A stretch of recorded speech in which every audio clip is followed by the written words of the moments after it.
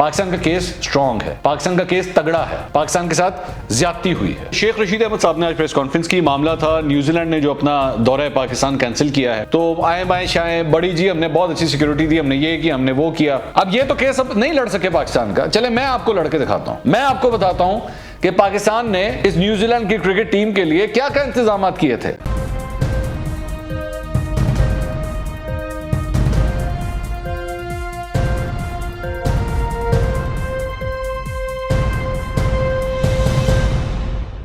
अस्सलाम वालेकुम नाज़रीन, मैं हूं मंसूर अली खान। अपने YouTube चैनल के ऊपर आपको खुशामदीद कहूँगा। सबसे पहले आपसे दरख्वास्त के चैनल को सब्सक्राइब करना मत भूलिएगा और बेल आइकन ज़रूर प्रेस कीजिएगा। नाज़रीन, शेख रशीद अहमद साहब ने आज प्रेस कॉन्फ्रेंस की, मामला था न्यूजीलैंड ने जो अपना दौरा पाकिस्तान कैंसिल किया है। मैंने बड़े गौर से ये प्रेस कॉन्फ्रेंस देखी और मैं यकीन करें कि जो प्रेस कॉन्फ्रेंस ख़त्म हुई तो मैं अपना सर पकड़ के बैठ गया कि आपके पास बंदा कोई नहीं था कि जिससे आप ये प्रेस कॉन्फ्रेंस करवा सकते। इंटीरियर मिनिस्टर से आप प्रेस कॉन्फ्रेंस करवा रहे हैं और वो उनसे सवाल कर रहे हैं कि भाई जाहिर बात है ये सारी सिक्योरिटी की जिम्मेदारी जो है वो शेख रशीद साहब के अंडर आती है, तो जनाब ये क्या हुआ है, ये क्यों कैंसिल हुआ। तो वही रटे रटाए वो जिस तरह वो बैठे होते हैं बेसिकली अपने इंटरव्यू के अंदर, तो आए बाएं शाएं बड़ी जी हमने बहुत अच्छी सिक्योरिटी दी, हमने ये किया, हमने वो किया। वहाँ पे एक सहाफ़ी ने उनसे ये भी पूछ लिया कि जनाब ये जो कैंसिलेशन हुई है ये आपकी जिम्मेदारी थी, आप इस्तीफ़ा देंगे इस पर। तो उन्होंने जनाब से कहा यार कोई अकल को हाथ मारो। तो मतलब वो ऑब्वियसली उनको कौन हटा सकता है, शेख रशीद साहब अभी उस पर अपनी पीक पे हैं। होना क्या चाहिए था, होना यह चाहिए था कि शेख रशीद अहमद साहब जो हैं वो यहाँ पे इस प्रेस कॉन्फ्रेंस में आगे बैठते और बैठ के आपको बताते, मुझे बताते, इंटरनेशनल मीडिया को बताते कि जनाब ये जो कुछ भी हुआ है ये गलत हुआ है। मैं आपको बताता हूं कि पाकिस्तान ने न्यूजीलैंड की सिक्योरिटी के लिए, न्यूजीलैंड की इस क्रिकेट टीम की सिक्योरिटी के लिए क्या किया हुआ था, क्या किया हुआ था, हमने क्या इंतजाम किए हुए थे, उसके जरा फैक्ट्स एंड फिगर्स शेयर करते ताकि पूरी दुनिया को पता लगता कि आपके एंड से आपने क्या क्या तैयारी नहीं की, आपने क्या क्या नहीं दिया इनको, ताकि दुनिया के सामने आपका केस जा सके। एम ही खामखा जी साजिश हुई है जी, वो हमें नहीं पता, वो हमने तो बहुत कुछ किया था, हमने ये किया था, वो किया था, फजूल किस्म की प्रेस कॉन्फ्रेंस। मतलब इससे ज्यादा लेम किस्म की प्रेस कॉन्फ्रेंस हो नहीं सकती थी, मैं बस यही कह सकता हूं। ठीक है, अब ये तो केस अब नहीं लड़ सके पाकिस्तान का। चले मैं आपको लड़के दिखाता हूं, मैं आपको बताता हूं कि पाकिस्तान ने इस न्यूजीलैंड की क्रिकेट टीम के लिए क्या क्या इंतजाम किए थे। मैं फैक्ट्स एंड फिगर्स आपके सामने रखता हूं ताकि आपको समझ आए कि हमने इन लोगों को क्या क्या मेजबानी में नहीं दिया, हमने कहां कहां तक नहीं गए हम इन लोगों को सिक्योरिटी देने के लिए, ताकि आप भी समझ सकें। और खुदा के लिए वो लोग जो बैरून मुल्क मुकीम हैं पाकिस्तानी, वो भी जरा अपने ये जो बाकी जो मगरबी या ये जो आपके फॉरेन में रहने वाले लोग हैं जरा उनको भी समझाएं कि पाकिस्तान ने क्या क्या नहीं किया। शेख रशीद साहब ने खैर it was hopeless press conference. अब आ जाएं जरा फैक्ट्स एंड फिगर्स के ऊपर जो मैंने अपने सोर्सेज से निकलवाई है। इनका सिक्योरिटी प्लान जो है वो क्या तैयार करके दिया गया था और हमने कहां कहां तक नहीं हम गए। बड़ी डिटेल से ये मैंने तफसीलात निकलवाई हैं।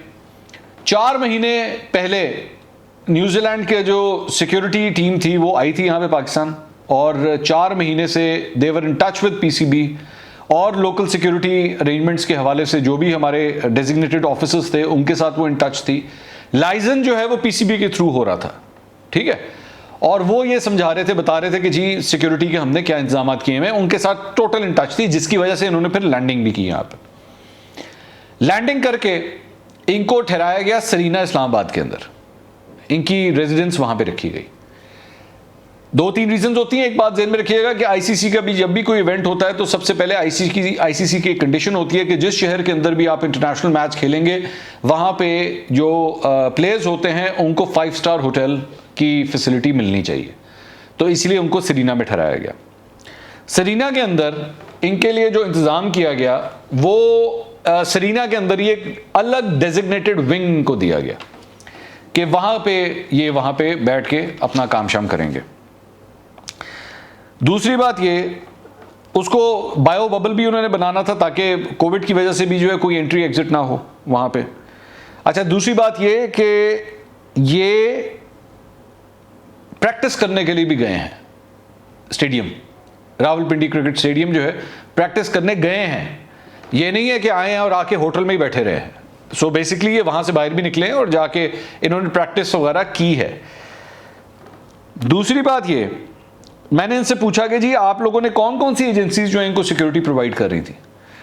तो civil arm forces, police, army, rangers, ये सब इनको सिक्योरिटी दे रहे थे। और इसके अलावा जो सीक्रेट सिक्योरिटी जो एजेंसीज हैं हमारी, वो जो खुफिया एजेंसियां हैं, उनके सादा लिबास में लोगों को भी ड्यूटी पे लगाया जाता है, ताकि इनका जो रूट लगता है उससे पहले अगर कोई वो मशकूक शख्स देखें तो उसको आइडेंटिफाई कर सकें। और इसके साथ साथ जिस दिन मैच हो तो मैच में भी स्टेडियम के बाहर का जो एरिया है वहाँ पे लोगों को डेजिग्नेट किया जाता है कि वो हर मशकूक चीज़ के ऊपर जो है वो नज़र रखें। उनकी भी ड्यूटीज़ थी। अच्छा, फिर मैंने ये पूछा कि जी एक वक्त में इस टीम के साथ ये टीम के लोग कितने थे, टोटल लोग कितने थे। उन्होंने कहा जी तकरीबन 27 लोग थे ये, जिसमें क्रिकेटर्स, जिसमें कोचिंग स्टाफ, जिसमें टेक्निकल स्टाफ, और इसमें इनका लाइजन ऑफिसर जो है वो सिक्योरिटी के मामलात को टीम के साथ देख रहा होता है। तो तकरीबन 27 लोग थे इस पूरे स्क्वाड के अंदर। मैंने कहा जी इन 27 लोगों को कितनी सिक्योरिटी प्रोवाइड की गई थी, एक वक्त में आसपास इनकी सिक्योरिटी के लिए कितने लोग मौजूद होते थे, चाहे वो होटल हो, चाहे इनकी ट्रेवलिंग हो, या वो स्टेडियम हो। 350 से 400 लोग इनकी सिक्योरिटी पे मामूर थे, जो इनके इर्द गिर्द हमेशा सिक्योरिटी इनको प्रोवाइड करते थे। अच्छा, 3 मुख्तलिफ स्पॉट्स जो है वो सिक्योरिटी के लिए पिन पॉइंट किए गए थे। एक इनका होटल जहां पे ठहरे हुए थे, जिसको अलग विंग इसलिए बनाया गया ताकि सिक्योर उसको ओवरऑल सिक्योर किया जा सके। इनको किसी ऐसे फ्लोर पे नहीं ठहराया गया जहां पे आम अफराद भी उस फ्लोर के ऊपर ठहरे, ताकि किसी किस्म की इंट्रूजन ना हो सके। इनको बिल्कुल अलग करके इनको ठहराया गया हुआ था। दूसरा रूट, जो वो रूट जिसमें इन्होंने होटल से निकल के स्टेडियम जाना है, स्टेडियम से निकल के वापस आना है, उस रूट के ऊपर भी सिक्योरिटी प्रोवाइड की गई थी। अच्छा, अब उसके बाद स्टेडियम भी था, स्टेडियम पे मैं बाद में आता हूं, पहले रूट पे आ जाए। रूट के लिए सिक्योरिटी के क्या इंतजाम किए गए थे। रूट पे सिक्योरिटी के ये इंतजाम थे जी कि 3 घंटे पहले वहां पे रूट लग जाता था। 3 घंटे पहले से मुराद है कि आपके जितने जिस जगह पे आपने पुलिस के एहलकारों को खड़ा करना होता है, आप वहां पे लाके उनको खड़ा कर देते हैं, जिस रूट से उनकी बस और उनके स्क्वाड ने गुजरना है। अच्छा, वो जहां तक सिक्योरिटी की बात, ये जरा तस्वीर सामने देखें, ये इस बस के आसपास जरा ये स्क्वाड को देखें, आपको इस बात से अंदाजा होगा कि इनकी जो क्रिकेटर्स की एक बस होती है उसके आसपास कितनी सिक्योरिटी प्रोवाइड की जाती है। आपको इस तस्वीर से अंदाजा हो रहा होगा। तो 3 घंटे पहले जो है वो रूट लगा दिया जाता था। उसके बाद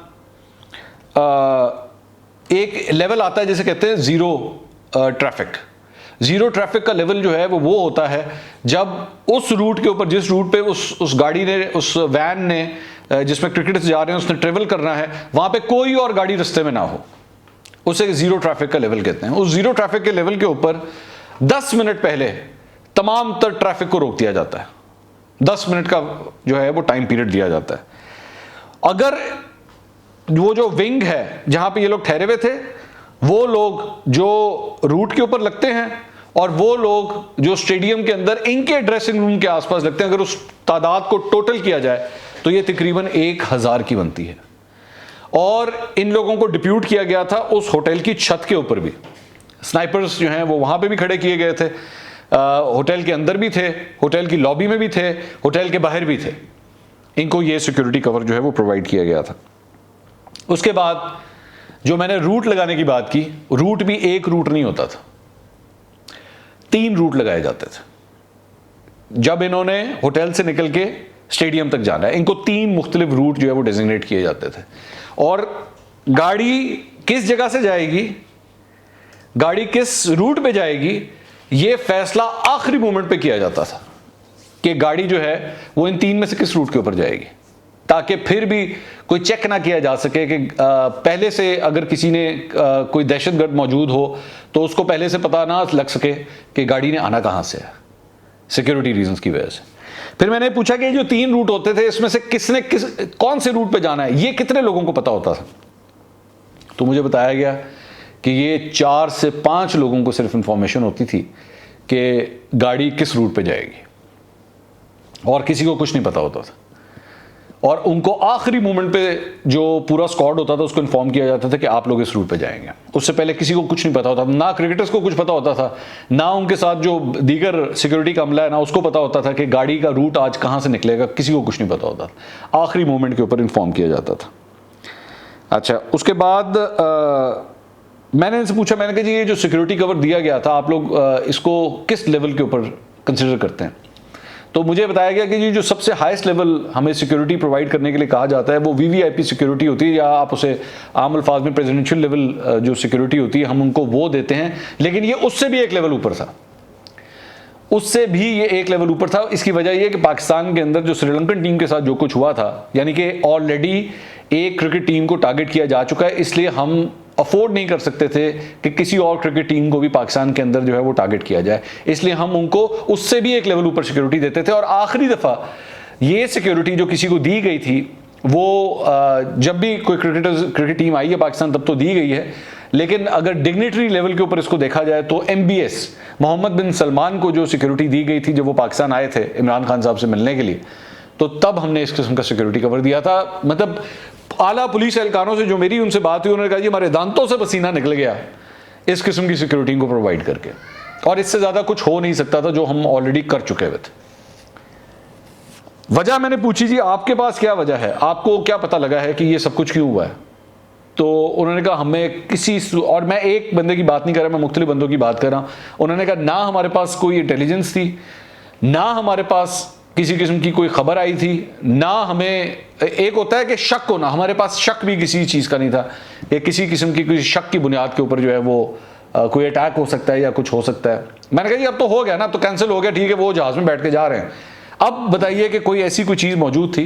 उन्होंने कहा जी हमारे पास किसी किस्म की कोई ऐसी खबर नहीं थी कि इनके ऊपर कोई किसी किस्म का अटैक हो सकता है या कोई थ्रेट मौजूद हो, लेकिन इसके बावजूद जो है वो टूर कैंसिल कर दिया गया। ये था सारा कुछ प्लान, ये थे वो नंबर्स, ये थे वो फैक्ट्स जो शेख रशीद साहब को आज आपके सामने रखने चाहिए थे, दुनिया के सामने रखने चाहिए थे, अपना केस लड़ना चाहिए था। वो फजूल की इधर उधर की बात करके जो है प्रेस कॉन्फ्रेंस खत्म करके चले गए। मेरे ख्याल में शायद उनके पास था ही नहीं, उनके पास डिटेल ही कोई नहीं होगी जिसकी वजह से उन्होंने सब कुछ नहीं दिया, लेकिन मैंने आपके सामने ये सब कुछ निकाल के रख दिया है। पाकिस्तान का केस स्ट्रांग है, पाकिस्तान का केस तगड़ा है, पाकिस्तान के साथ ज्यादती हुई है। अगले व्लॉग में दोबारा मुलाकात होगी। अल्लाह हाफिज़।